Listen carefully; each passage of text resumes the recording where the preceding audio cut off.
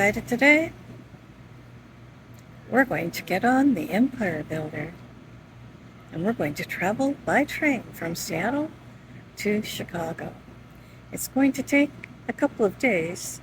Today is Thursday and we will arrive in Chicago, hopefully, on Saturday night. And according to AMTRAK, the train is on time. Since this is where it begins, one would hope so, but you never know. So I have a little time. I'm going to hang here in this beautiful lobby, beautiful lounge area of the Mayflower Park Hotel.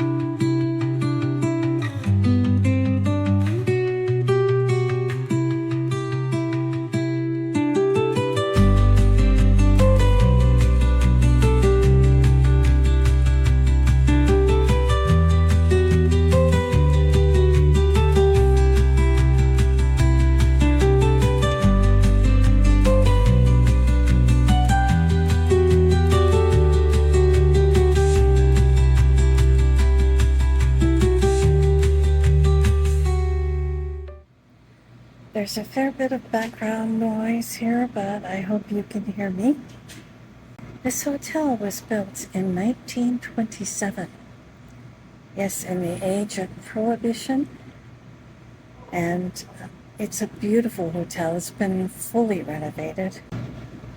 It's one of the most historic hotels left in America. Well worth popping in, even if it's just to have a drink in Oliver's Lounge, which, back in the days of Prohibition, used to be a drugstore. I want to spend a little time showing you what I actually packed for the trip. So you can see that I have my technology, which isn't much, my laptop and its attachments, and my phone with its few things, a little tripod. I also bought a wireless mic, which I have yet to figure out. Hopefully we'll do that on the train. In terms of clothes, I bought 5 pairs of underthings, 5 pairs of socks.